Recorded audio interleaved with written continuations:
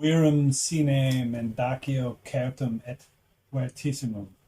Quod est inferius et sicut quod est superius. Et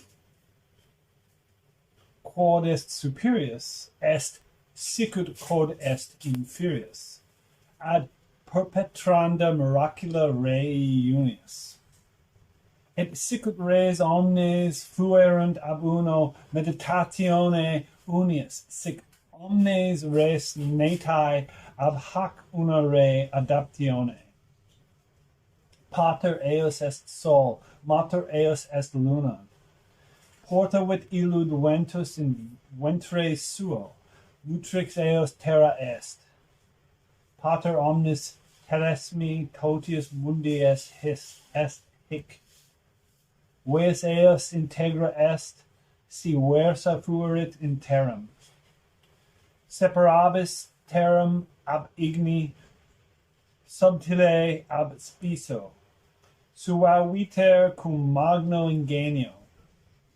Ascendit ad terra in coelum, iterumque descendit in terram et recipit vim superiorum et inferiorum. Sic habebis gloriam totius mundi. Ideo fugiet a te omnis obscuritas. Haec est totius fortitudinis fortitudo fortis, quia vincit omnem rem subtilem, omnemque solidam penetrabit. Sic mundus creatus est. Hinc erunt adaptiones mirabiles quorum modus hic est. Itaque vocatus sum Hermes Trismegistus, habens tres partes philosophiae totius mundi. Completum est quod dixit de operatione solis. 'Tis true without lying, certain and most true. That which is below is like that which is above, and that which is above is like that which is below, to do the miracle of only one thing. And as all things have been and arose from one by the mediation of one, so all things have their birth from this one thing by adaptation. The sun is its father, the moon its mother. The wind hath carried it in its belly, the earth is its nurse. A father of all perfection in the whole world is here. Its force or power is entire if it be converted into earth. Separate thou the earth from the fire, the subtle from the gross, sweetly with great industry. It ascends from the earth to the heaven, and again it descends to the earth and receives the force of things superior and inferior. By this means you shall have the glory of the whole world, and thereby all obscurity shall fly from you. Its force is above all force, for it vanquishes every subtle thing and penetrates every solid thing. So is the world created.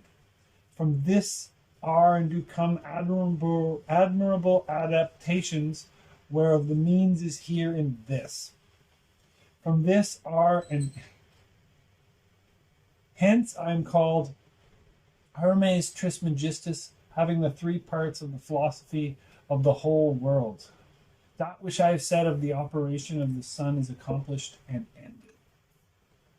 And this is the Emerald Tablet of Hermes Trismegistus. I'm reading it off of Wikipedia, but it's a translation. It's Johannes Petrus, a Latin translation. It was originally an Arabic text, and the English translation is Isaac Newton's. And so we find ourselves on the path of the hermit. And the word hermit and hermetic are obviously related. And even the name Hermes, which is the name of the god of communication, the god of magic, the god of crossroads, guide to the dead in the form of Hermes Psychopompus, suggests this particular path. Here we have in the Tarot of the Holy Light an image of Hermes Trismegistus. You can see the Ouroboros dragon at his feet, the dove descending.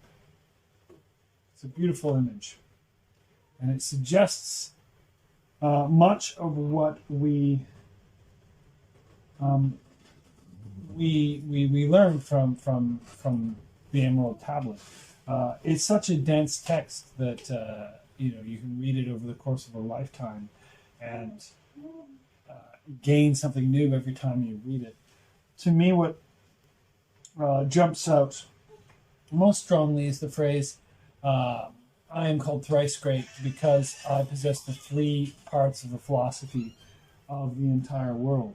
And that strikes me as being a remarkably interesting statement, the idea that philosophy would have three parts. I think in a previous class, we had a discussion around the idea of the three types of reasoning. So deductive reasoning, which is reasoning essentially through elimination within a logical matrix. So it's usually deduction is the logic of mathematics. We can and mathematical logic, we can deduce with certainty certain statements that given. For example, if all men are singers and Socrates is a man, Socrates has to be a singer. That would be, you're compelled through deductive logic. Inductive logic is, because it has always happened thus, we can reason that it will happen again. So, for example, the sun rises tomorrow morning because it rose yesterday and today and every day in human history. Rising being a figure of speech, of course, but the reasoning is nevertheless that it will happen again tomorrow. And this is reasoning by induction. It is not actually 100% certain.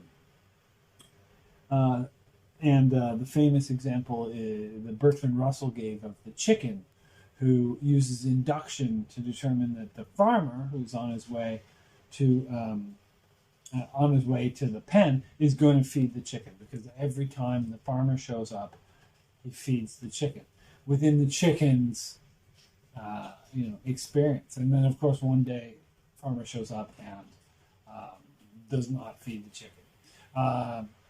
So that is inductive logic. But abductive logic is something that C.S. Peirce came up with, who was one of the fathers of semiotics. And I think it probably pre-existed him, but abductive logic is reasoning to the best explanation. So in absence of anything verifying, any certainty, we come up with we reason the best explanation. So, for example, the idea that the sun was carried across the sky by a scarab may have one day been the best explanation, way back when. However, what happens with abductive logic is that it sort of is placeholder logic.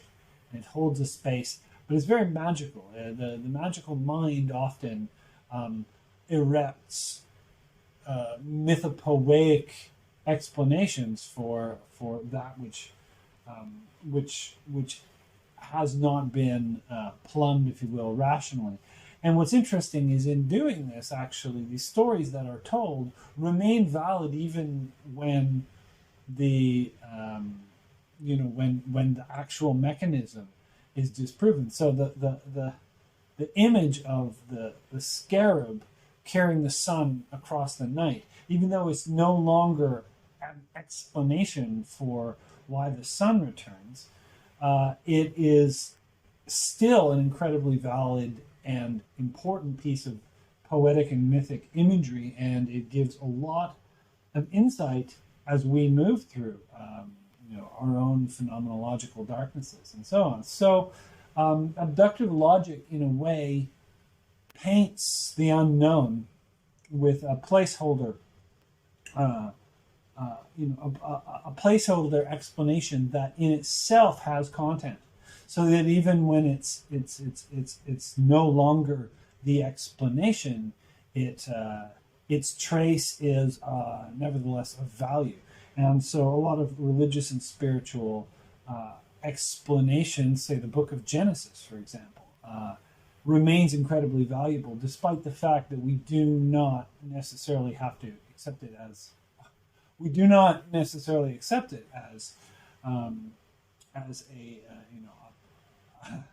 an accurate scientific description of what happened. It remains an incredibly lucid and beautiful and rich text.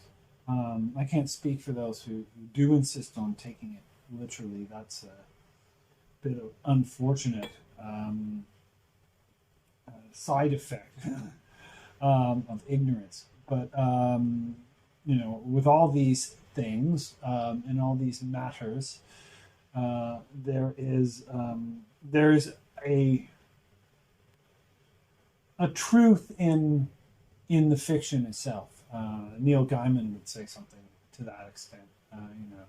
That there is, in fictitious explanations, there's something more than an explanation. So, the three parts of the philosophy of the whole entire world could be those three parts: the deductive, which is purely rational and logical; the inductive, which is empirical; and the abductive, which is imaginative. So, if you take the calculative, the observant, and the imaginative, and you braid those three, you may find powerful insight. And so I've asked you to watch a movie for this week. If you have not yet watched it, it is called The Man Who Planted Trees. It's a 1987 animated film. It's 30 minutes. It was produced by the National Film Board of Canada, but it's based off of a short story by Jean Giono, who I believe is Italian. But in any event, it's an incredibly beautiful and lucid story, and it's very central to how I approached the Hermit. Going all the way back to when I was young. I remember hitchhiking across Canada to see my friend Simon, and one of the first things Simon did was show me this movie, which was 15 years old at that point, but it's off a book that's even older. It's incredibly beautiful, and it's about the figure of the solitary. And really, that's this energy of this path is discovering the solitary, and the solitary has patience, and the solitary goes into the wild spaces and into the dark spaces, and there is in the Hermit, I find, for everyone, there will be something in the Hermit path that is untranslatable. There is a secret in the Hermit path that cannot be spoken. So you will find yourself telescoped into a depth beyond which you can see but cannot capture or nominalize in words, and that's okay. You're encouraged to have that silence on this path. And silence is a major part of this path, as is speech for that matter. But speech in this path is not a loquacious flow of many words. It's well-chosen words, well-chosen statements. Imagine a hermit who spends all their time in the forest. They don't talk a lot, but if they say something, it's going to be important. There's a famous Taoist saying, speak only to improve upon the silence. And I think that is a major part of the Hermit's path.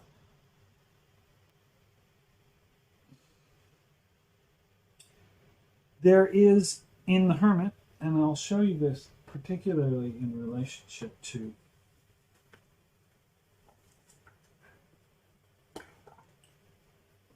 these cards. If you don't have a copy of the U.S. Games version of the Visconti Sforza Pierpont Morgan, like, it's really one of the best tarot decks around. I highly, highly, highly recommend it. It's big, and it's got a good little booklet with it, and it's a really excellent document of this deck that is filled with fascinating insights. I have to say that a great deal of my understanding of these cards comes from these early Viscontis and just looking at the art. And so, who is the Hermit? Who is the Hermit? With a staff and a hat and a cloak and an hourglass and shoes and a beard and gloves. Well prepared, really, for for a long journey. He's outfitted, essentially, to travel, across a great distance or into a wilderness space. The hourglass is interesting. It suggests Kronos, Father Time, Saturn, and it suggests patience. And I feel that this is a path in which we begin to truly understand the scale at which we're working. And we get to see beyond the little goals. Sometimes we're always chasing after, when I have this done, then I'll be finished. And then we realize in the Hermit, in a sense, the length, the eternal duration of the great work. And bearing in mind that the Hermit and the Hanged Man are polar cards. So this is another density wall. But since we're now, if you recall, we've gone into the labyrinth, we're now coming back out. I alluded, I think, a little bit last week to the idea that these buffers on the way out aren't so much about protecting us from errant energy from outside. Remember, the moon protects us from distracted energy. The devil protects us from malicious energy. The hangman protects us from well-meaning interference. And those paths act as buffers or filters. But there's another function, which is that in the heart of the tarot there is an encounter with the self and with the raw forces of existence. So much so that, in a way, we talk about how a child develops an ego to mediate this id, this kind of chthonic dragon, that is within all human beings. And when we begin the initiatory path, we go beyond the ego. So the sun becomes the star by means of the moon, and that causes the tower to crumble. The stars are released. There's the encounter with the shadow. We've been through this. So we know that what has occurred is we have, in a sense, opened up the vista of the true within ourselves, this hole in the center. This hole in the center through which we can perceive, again, that originary chthonic drive, except we have a whole kind of apparatus that is now siphoning it, that's more than the ego. It's a circulation beyond this initial kind of translation point.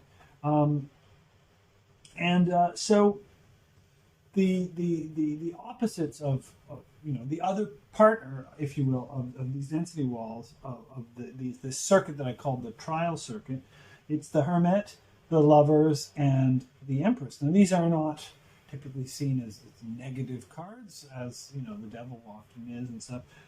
We know that there's no negative cards, but what I'm going to suggest is that these buffers represent the walls that protect the outer world from the energies which we perceive at the heart um, of our insight, because some of them are beyond, um,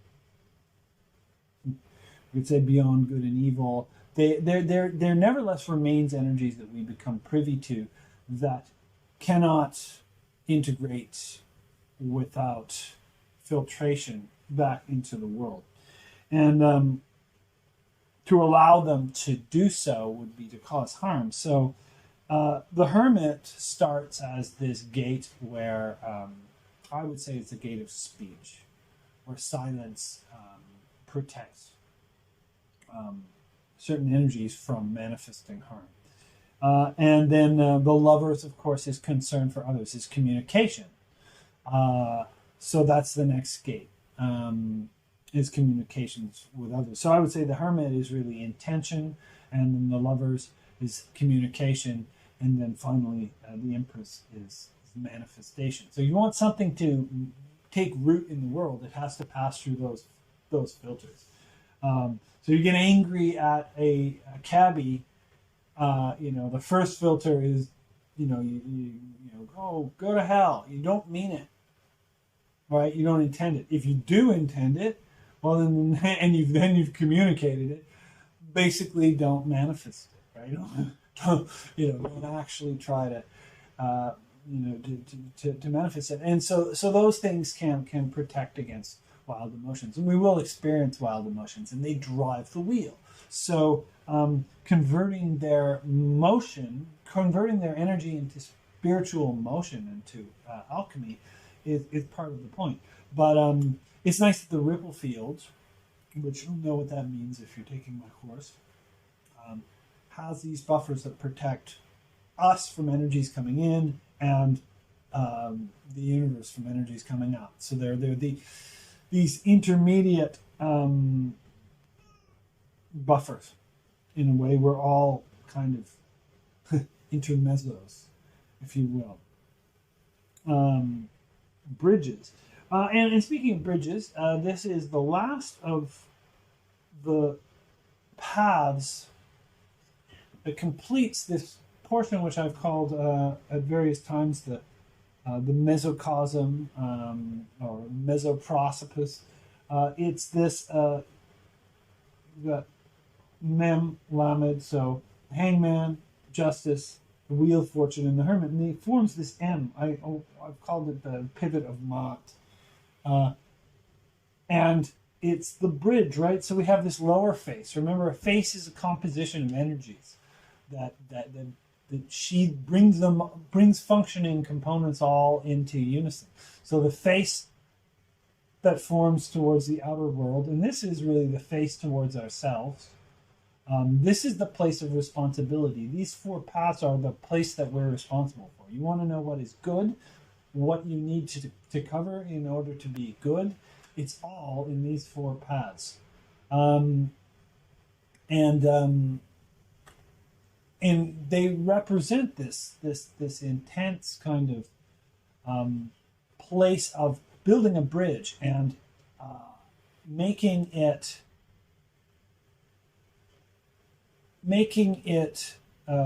strong and stable, because it's going to carry, here's the strength path, which is going to happen next week. This is the first, or the next horizontal. Remember, when we activated the tower, the horizontal represented the overcoming or overflowing of labels and little silos, right? Well, there's a manifestation of great strength on its way, and we have to support it by means of these four paths, and that's what we're doing. And the hermit is concluding that. And there is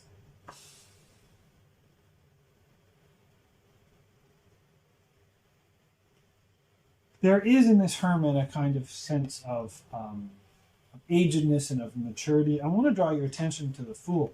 We'll talk about this again. The Fool is Aleph. The Hermit is Yod.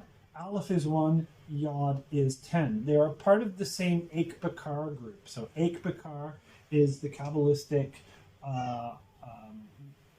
it's called the Kabbalah of the 9 chambers, where you basically have 9 cells, and Aleph, Yod, and Kof are in cell 1 because they're 1, 10, and 100 respectively. And then Bet, Kaf, and Resh are in cell 2. So Aleph, Yud, Kof, Eik, Bet, Kaf, Resh, Bekar, right? So that's 2, 20, 200, and so on. So all 9 chambers have 3 letters in each. Remember, there's final forms. So 9 is Tet, Tzadi, and Tzadi final, which is 900. So 990, 900. That's Eik Bakar. You should look that up. But we're going to point to the fact that Aleph and Yod is 1 and 10. Here's something interesting. Graphically speaking, the Yod is the most basic of all the most basic of all the forms in the Hebrew alphabet. The Aleph is a much more elaborate letter. So that's interesting. It's the one that represents simplicity, and yet the Yod actually is more simple. And there's, with Hebrew, there's just loads and loads of depth and layers and connections. But there's a lot to be said of the relationship between Aleph and Yod, and there's a lot to be said about the relationship between the Fool and the Hermit. Look how the Fool has a crown of feathers. He's got a staff that he doesn't seem to know how to use. His willy's hanging out. He's got this terrible footwear. He's unprepared for the journey. He's like, a babe in the woods. If the Fool is ill aspected, in other words, if the Fool is arrogant and does not learn, the Fool will die. Fools are constantly dying, falling off cliffs and so on. The only thing that saves the Fool is humility. And the Fool will learn and laugh, right? The fool is a clown. So the laughter is what saves the clown. If nobody laughs at a clown, then it's like Tim Curry, right? It's not the kind of clown you invite over. It might turn out to be a monster. So the Fool, in its holy aspect, is this unsustainable liminal state of being on the horizon of existence. So something that's just purely innocent. And it cannot last there. Like the universe, right? It has this moment in its early stages which lasts a split few seconds before it ultimately collapses into a form that is sustainable. This is not sustainable, this is. So there is this relationship between the Fool and the Hermit. There's the relationship between folly and wisdom. And it forms this chain. So this is really the chain of transmission, of initiation, where the Aleph becomes the Yod, becomes the Aleph, becomes the Yod, becomes the Aleph, becomes the Yod. So the Fool becomes the Hermit and then initiates or assists other fools. And that's in the Hermit is in many ways like the future self. Some people see the holy guardian angel as yourself in the future coming to help you survive the present. So it's a bit of a like sci-fi plot time travel loop. But the Hermit is the future of the Fool. And so your wisdom it represents, the wisdom that you have represents something that you can offer to help somebody. And so your wisdom is some fool's future. And so when we realize this and we start to help people, because the Hermit has to be of assistance. You hear about people going out to talk to the hermits in the forest and stuff like that. That's the key. They're actually there to help. They are guides. They are mentors. But they're not to be used lightly. They're not to be, the words carry gravitas. So ultimately, the Fool learns to become the Hermit. And the hermit is the sustainable way of existing within this, this within the tarot, right? You may have, in the early stages. Well, we'll talk about the Fool another time. The Fool is here, but in not a direct sense. Of course, it's the opposite of the Hangman. So this is a type of wisdom gained through a journey, whereas the Hangman is wisdom gained through stasis. And interestingly enough, they can happen at the same time. So there can be an underworld journey while in stasis. So arguably, we can see this and the Hangman is happening simultaneously. Remember, they're part of this radial set of pairs. They're Athbesh pairs. Later on, than this deck, the Hermit begins to start carrying the lamp. So the Hermit is mostly seen carrying the lamp. And this, of course, suggests an underworld journey.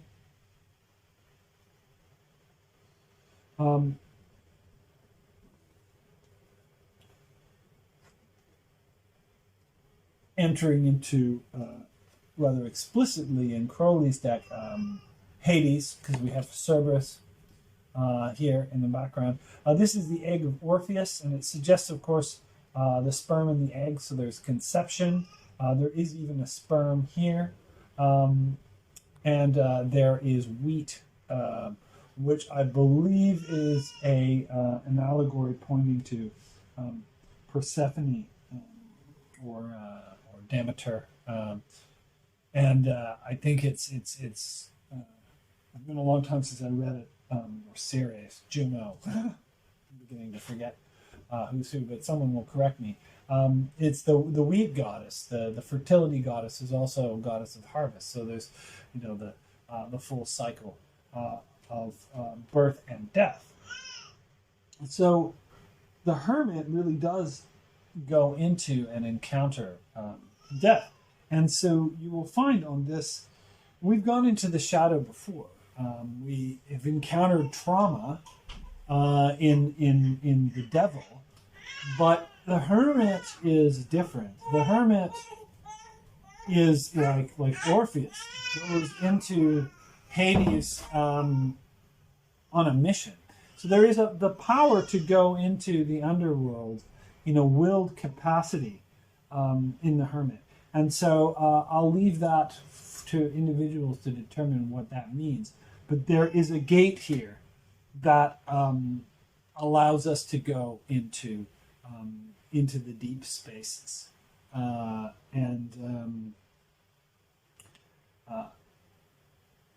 And there's a preparation for it. Fools will often, take journeys that they think are romantic and, they think sound great on paper, but they're not prepared for them. The mark of the Fool is the undertaking of journeys that they're not prepared for. The mark of the Hermit is being prepared for the journeys that they must take. And so I give you that. So there's a bunch of things that I'm going to talk a few more things. Right. So the Yod equals Kaf thing is very interesting in the light of what David Chain Smith has said. David Chain Smith has written quite a bit about what he calls the tikkun of the circle, in which he talks about how when I say there's actually two alephs are enunciated. So aleph is always two sounds, and ah. And so it produces two alephs, and those two alephs are two more alephs. So that's a quadrisection of the circle, and then in the center of that is a fifth aleph, which is the essence of this kind of fivefold nature of the aleph that just springs up, and then of course these double because it's aleph, and aleph keeps doubling itself. And so that makes 10. So this is how he shows that and this comes from the Fountain of Wisdom, which is a contemplative, 13th century contemplative text. This is how the aleph becomes the yud, and are seen as equivalent. So 1 and 10 are fundamentally equivalent. It's similar to, I think, how it plays out in the tarot, and in this Visconti deck is probably the best imaging of it I've ever seen, which is interesting because the Visconti deck is before the marriage of Kabbalah and the tarot, but that idea of the 1 and the 10 being equivalent is very strong here. Okay, so what else can I say about the Hermit? The yod is a seed, and it's a seed like an acorn, because of course we've got the Hermit's number is 9, but its letter is 10, and it's on the 20th path. So we've got three numbers to deal with there. The number 9 suggests to us Yesod, the foundation, the 9 chambers,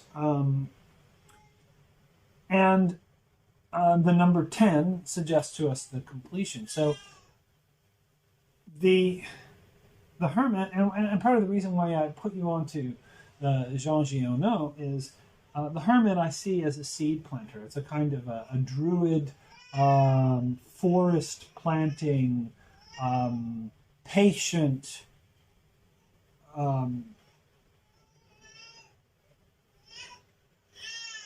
adept of the great work. And there is a point of total commitment that's discovered in the Hermit. That is really the initiation, I think, that is crucial to this path. But there's the idea of being able to plant the seed, the yod that becomes the aleph, right? The fool, and it's a movement back in time, because the yod is simple, but it's the 10th letter, and the aleph is complex, but it's the first letter, so that the yod is given to the aleph in order that it may become the yod. Wow, the gift of simplicity to come. The fool has complexity, because the aleph is 2 yods and a vav, which is 26. That's how it's graphically drawn. And so that's 26, which is tetragrammaton. So there's so much going on here. The union of Kever and Malkuth, of Aleph and Yud, of the Hermit and the Fool. And this seed, this acorn, brings me to a really kind of druidic kind of contemplation of this, of the Hermit as remediator of the wastelands. So the Hermit spends his time in the wastelands, and he slowly but surely brings them to green. And I found in my work that early on the abyss was a desert, it was a wasteland, like the Sinai, but it's changed. And I view it more at this point like a forest, sometimes a dark forest. But nevertheless, the forestation of the deep places, of the wastelands, and through patience. There is a fascinating relationship between the Hermit and the wheel. Now, you remember that the wheel represents this horizontal plane of perception. And the staff of the Hermit, if you have a look at it again, is a vertical axis. So I'm going to give you this. The staff of the Hermit is the axle of the wheel. If you understand that, then there are two worlds that will come together and will join as such.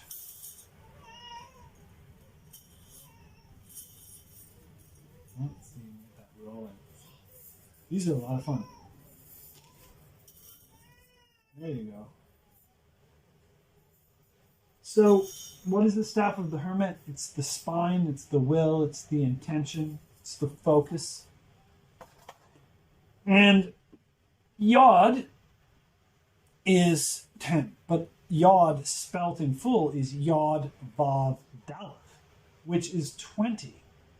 And Kaf, meaning palm, has the value of 20. So Yod Vav Daleth is the opening of the palm.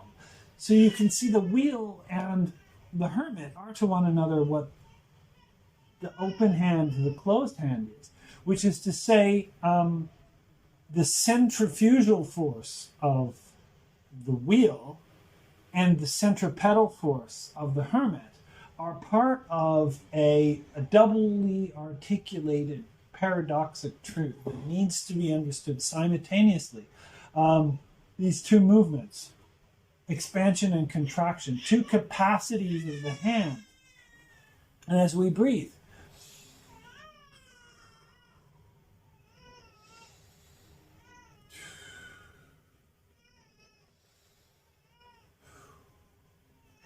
and 10 fingers and 20 fingers and toes.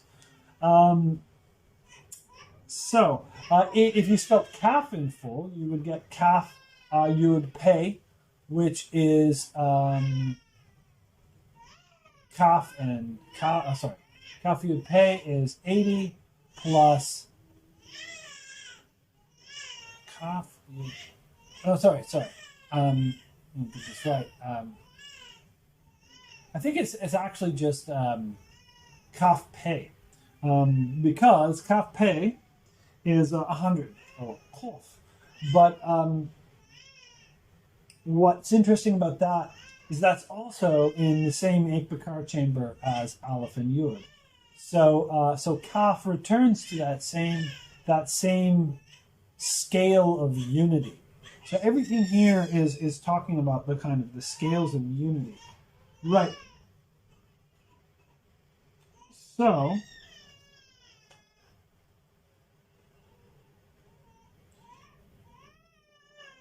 what can we do here?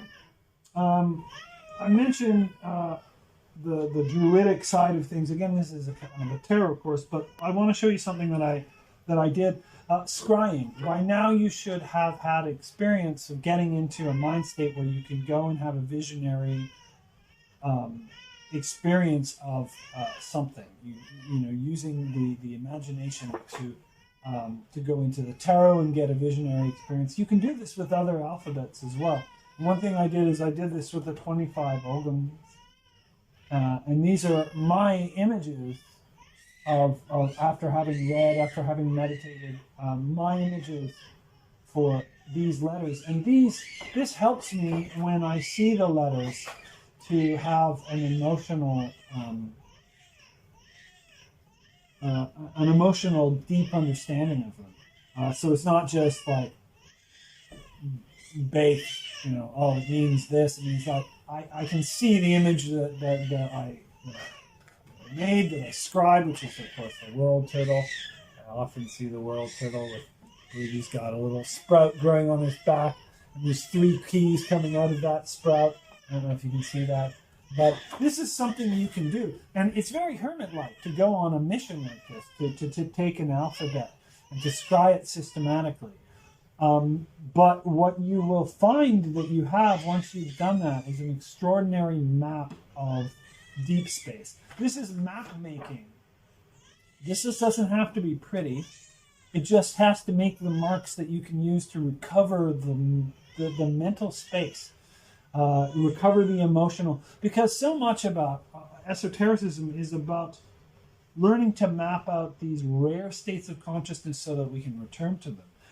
When people use psychopharmaceuticals to get to outrageous states of consciousness, they, of course, are usually, they're guided there in a special setting, particularly if they're doing, say ayahuasca in the jungle or so on. The shaman guides them to these spaces. But the ultimate point is to be able to go to these spaces without the induction of the chemical, right? So, a master will have the ability to return to these spaces that they discovered during the psychopharmaceutical experience. We should be able to find the trails back to that zone of the wilderness, because the deep spaces of the unconscious are a great wilderness. And I would say, as a sober psychonaut, my medium of choice to get to these spaces is art, and art will let you return to these places. It's a bit more of a pedestrian. It's not like getting airlifted by helicopter into the wilds of Alaska, but the difference is that, if the helicopter falls through and you are a tourist, then you're kind of screwed. Whereas if you walk in, you can walk out. And I would say, again, solvitur ambulando. It is solved by walking is a very pertinent piece of insight for this path. So how can we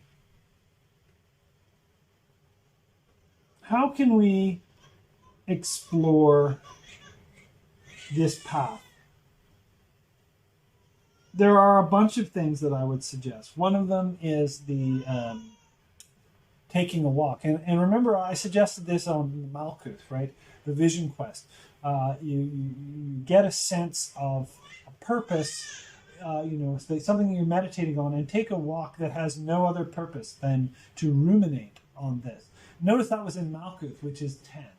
And then, of course, this is Yod, which is 10. So this theme has reappears following the numbers. So that is definitely something you can do. If you really need to work on something, if you need to get somewhere emotionally, or work through a problem, take it on a walk. Okay. There's another thing we can do. I'm going to attempt it this week if I can make the time. This is not something that's always possible for everyone to do, and it is a speech fast. And I am going to say, that in my experience, the 48 hours is the minimum. 48-hour speech fast is long enough to get a sense of a different world. And a speech fast is where you just don't talk. The last time I did this was actually quite a long time ago. And it was before we could text. You can text. You can write. I carried a notepad around with me, and I wore a little sign, or I didn't wear a sign. I just had a piece of paper that I showed people, I'm not speaking right now. It's going to be interesting if I do it here, because, of course, a lot of people speak Chinese, so my options will be a little bit more truncated, but, whatever. And so it would be 48 hours without talking. If you choose this, you will make some pretty extraordinary discoveries, particularly in the second 48 hours. Let your senses come to life. I remember becoming really, really deeply aware of volume and extension to a degree that I never really fully appreciated before. Walking down the canal in Ottawa, as these snowflakes were falling, and I walked around them, and I just sort of looked at all these snowflakes from all sides and really appreciated the dimension of depth on a level that I never appreciated before. And it may manifest in different ways, but it is an extremely valuable thing to take a speech fast. If you do take a speech fast, go on a quest for the words you will say to break it. So when you break the fast, after 48 hours, what's the first things you say? So that's something. And that's a very hermity kind of exercise. I believe I've covered pretty much everything that I wanted to say. Take the time to go deep. Take the time off social media if you can. Take the time to